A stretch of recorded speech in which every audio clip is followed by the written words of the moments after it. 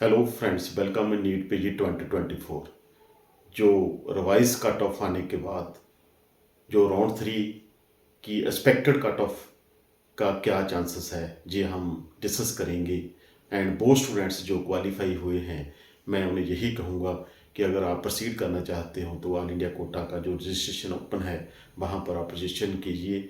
और जो all India quota का जो एमसीसी का जो रिवाइज शेड्यूल है वो आज मोस्टली आप जो अनाउंस हो जाएगा, और स्टेट्स का भी जो रिवाइज शेड्यूल आएगा मोस्टली जो मैक्सिमम आपको 10 डेज मिलेंगे up to result choice filling सभी जो इसी तरह स्टेट का। मैं पहले भी बोला था कि 15 और 16 जो जनवरी तक जो ऑल इंडिया कोटा का रिजल्ट आने के चांसेस बनेंगे, और जो 22 जो 22 जनवरी तक जो स्टेट्स का जो रिजल्ट है वो आने के चांसेस बनेंगे। वो ये थर्ड राउंड है ऑल इंडिया कोटा स्टेट्स का सभी का जो 31 जनवरी तक ये जो क्लोज हो जाएगा।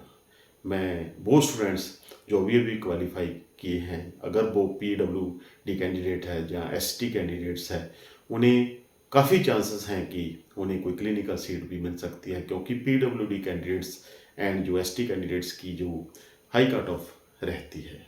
उसी के साथ ही जो NRI स्टूडेंट्स हैं जो अभी क्वालिफाई हुए हैं, वो NRI डॉक्यूमेंट्स है उनको चांस दिया जाएगा। वो NRI डॉक्यूमेंट सबमिट करना है, 1 मेल में करना है। उनकी एक प्रॉपर डॉक्यूमेंटेशन है, वो आप अगर सब साइट पर अवेलेबल है वहाँ पर आप जो NRI के डॉक्यूमेंट्स आपके पास होने चाहिए, क्योंकि एक दो दिन ही आपको मिलेंगे कि वो डॉक्यूमेंटेशन सबमिट करने के। उसके बाद अगर आप NRI में कन्वर्ट हो जाते हैं तो फिर वक्त स्टेट्स और डीम्ड यूनिवर्सिटी में जो फीस स्ट्रक्चर है उसके मुताबिक आपको सीट मिल सकती है। NRI कोटे में भी हाई कट ऑफ में आपको सीट मिलती है, परंतु जो उनका बजट होता है वो काफ़ी ज़्यादा है डीम्ड यूनिवर्सिटीज़ का। वो मोस्टली अगर हम टोटल फीस लगाएं तो 1 करोड़ से 3 करोड़ के करीब जो चला जाता है।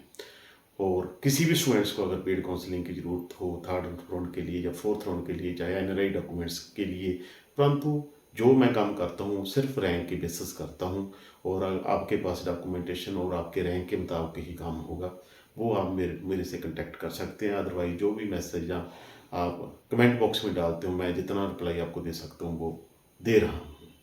और सबसे बड़ी बात तो ये है कि अब जो रिवाइज कट ऑफ हो आने के बाद कुछ जो पॉजिटिव शिफ्ट जैसे हमें एक्सपेक्टेड थी, ये पॉजिटिव शिफ्ट ऐसे जाने की उम्मीद है, वो कुछ ना कुछ उस पर फर्क जरूर पड़ेगा, क्योंकि जो रिवाइज कट ऑफ आने के बाद वो सीट्स जो रिवाइज कैंडिडेट्स के लिए है, वो सीट्स जो अदर जो कैटेगरीज में कन्वर्ट होती है थर्ड राउंड में, वो अब उनको नहीं मिलेगी। वो प्रॉपर सीट है जिन कैंडिडेट्स की है उनको ही मिल पाएगी, जिसके कारण जैसे लास्ट ईयर 0% हुई थी, उसके बाद जो थर्ड राउंड था 2023 का, वो 2022 से काफ़ी ज़्यादा डिफरेंट था। उसी तरह ये भी चाहे 0% नहीं है, परंतु ये जस्ट लाइक ए 0% है। मैं सबसे पहले तो आपको यही कहूँगा कि जो MD और MS में जो जो कट ऑफ रहेगी, जो क्लिनिकल सीट्स की जो कट ऑफ रहेगी गवर्नमेंट सीट्स के लिए, वो मैक्सिमम 26 हो या 27 हो के बीच रहेगी। और रेडियो डर्मा और मेडिसिन वही आपको 5 से 6 हो के बीच ही मिलेगा, इससे ज़्यादा नहीं।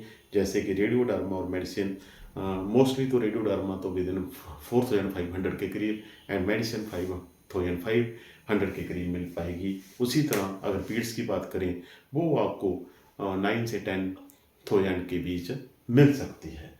उसी तरह अगर DNB की बात करें, जो DNB है वो 32 तक जो इसका क्लोजिंग रैंक क्लिनिकल ब्रांचेस के लिए जा सकता है। जहां पर अगर हम DNB की बात करें, रेडियो डर्मा आपको 6,000 के करीब भी मिल सकता है, और मेडिसिन आपको 13,500 के करीब मिल सकती है, एंड पीड्स आपको जो 14,000 के करीब मिल सकती है। उसी तरह जो अदर ब्रांचेस है वो आपको 25,000 के बीच या 28,000 के बीच जो मिल सकती है। अगर हम मैनेजमेंट की बात करें, अगर मैनेजमेंट कोटा जैसे मैंने पहले भी आपको बोला था कि ये जो मेन ब्रांचेस है रेडियो डर्मा और मेडिसिन, ये 75 से 80,000 के बीच जो कॉलेज है, चाहे वो यूपी के हों चाहे ऑल इंडिया कोटा के हों, वहाँ पर उम्मीद है जाने की। और वो स्टूडेंट्स अगर रेडियो डर्मा मेडिसिन लेना चाहते हैं तो हाई फीस कॉलेज है, जैसे यूपी में भी है, उसके बाद कर्नाटका में है, या जयपुर राजस्थान में है, जैसे हम गीतांजलि है, निम्स है, एमजीएम है, वहाँ पर हाई फीस स्ट्रक्चर है। परंतु जयपुर का जो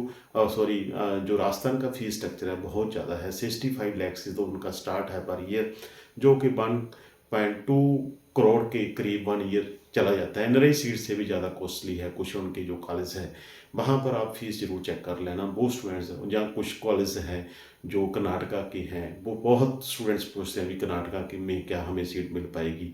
जो कर्नाटका में कम फीस के कॉलेज हैं विदिन जो 13 और 14 लाख के बीच हैं, उनकी मेरिट तो डीएनबी ऑल इंडिया कोटा की इक्वलेंट ही मोस्टली जाती है। और वो कॉलेज जिनकी फ़ीस 13 या 14 लाख पर ईयर से ज़्यादा है, बहुत ज़्यादा फीस भी है कुछ कॉलेज की, वहाँ पर आपको जो सीट है, जो अगर आप रेडियोडर्मा मेडिसिन देखते हैं तो विदिन 50,000 के बीच जा सकती है। अदर ब्रांचेस है वो 75,000 के बीच जो रैंक तक भी मिल सकती है वहाँ पर। परंतु जो जयपुर है वो जो राजस्थान है वहाँ पर जो हाई कट ऑफ रहती है, उसी तरह यूपी में भी हाई कट ऑफ रहेगी।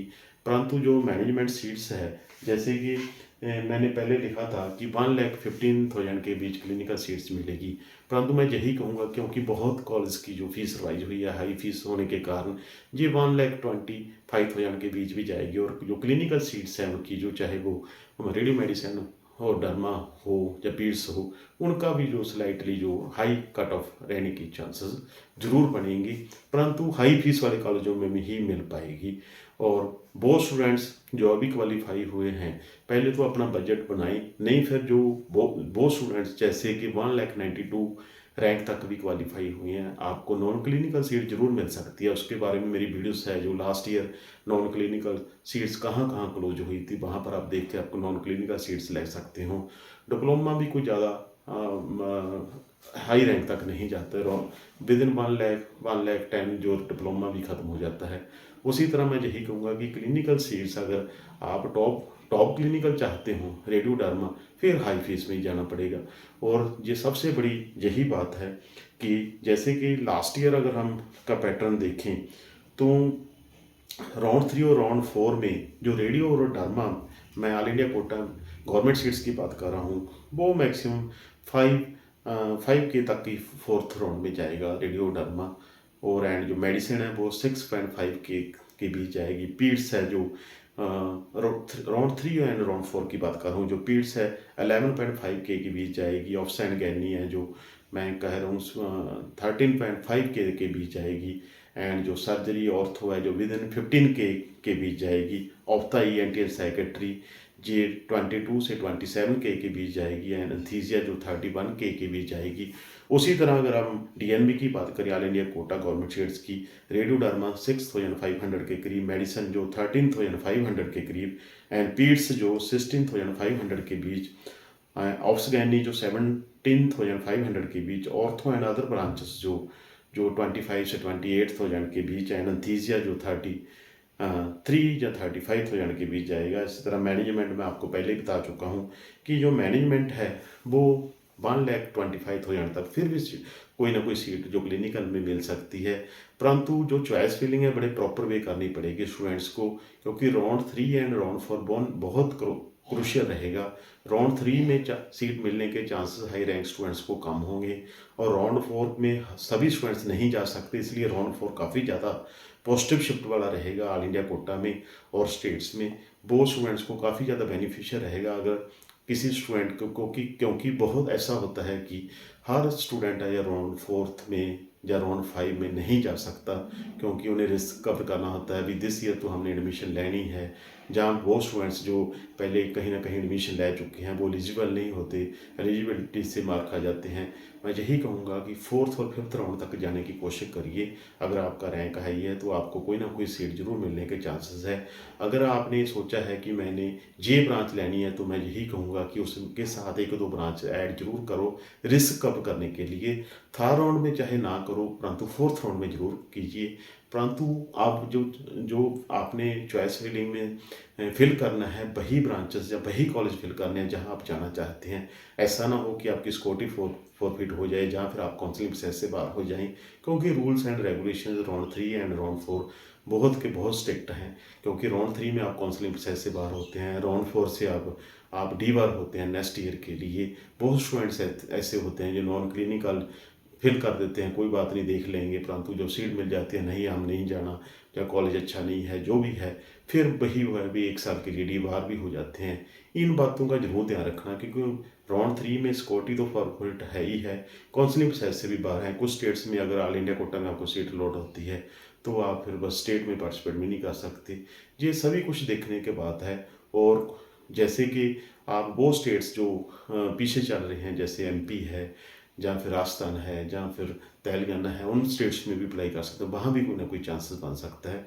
मैं यही कहूँगा कि प्रॉपर वे से चॉइस फिलिंग कीजिए, आपको फिर ही सीट मिलेगी। अगर आप आइज क्लोज करके सीट फिल करेंगे या कोई डीएनबी का ऐसा कॉलेज फिल करेंगे जिसके बारे में आपको कोई नॉलेज नहीं है, क्या वो स्टेट में क्या कोई लैंग्वेज की प्रॉब्लम तो नहीं है, या कोई ऐसा तो या कोई वहाँ पर रिमोट एरिया में है जो लड़कियों के लिए प्रॉब्लम में रहता है, या फिर ऐसा कोई भी कॉलेज फिल करने से पहले सब कुछ आप स्क्रूटनाइज कर लेना और फिर ही फिल करना। क्योंकि अगर इन जो राउंड्स होते हैं, चाहे राउंड 3 हो चाहे 4 हो, ये काफ़ी ज़्यादा इंपॉर्टेंट राउंड्स होते हैं। सीट मिलने के चांसेस भी काफ़ी होते हैं, उसके बाद जो रूल्स है वो भी काफ़ी हार्ड होते हैं। मेरी इस वीडियो को शेयर करना, लाइक करना, सब्सक्राइब करना। आज मोस्टली जो काउंसलिंग प्रोसेस है वो स्टार्ट होने के चांसेस हैं कि सबसे पहला ऑल इंडिया कोटा का जो शेड्यूल आएगा, स्टेट्स का भी रिवाइज शेड्यूल आएगा, ऑल इंडिया कोटा का आएगा। उसके बाद एनआरआई स्टूडेंट्स को जो चांस दिया जाएगा कि वो अगर आप कमर्शियल लेना चाहते हैं या पीडब्ल्यू कैंडिडेट्स हैं उनके लिए। उसके बाद फिर जो seat merit and choice filling and result जो भी है, जैसे कि प्रोसेस चलता है वो चलना शुरू होगा। और जो स्टूडेंट्स एलिजिबल हुए हैं, चाहे वन टाइम रजिस्ट्रेशन थी कुछ स्टेट्स की, वहाँ पर भी उनके लिए पोर्टल जरूर ओपन होगा। मैं यही कहूँगा। मिलते हैं दोस्तों।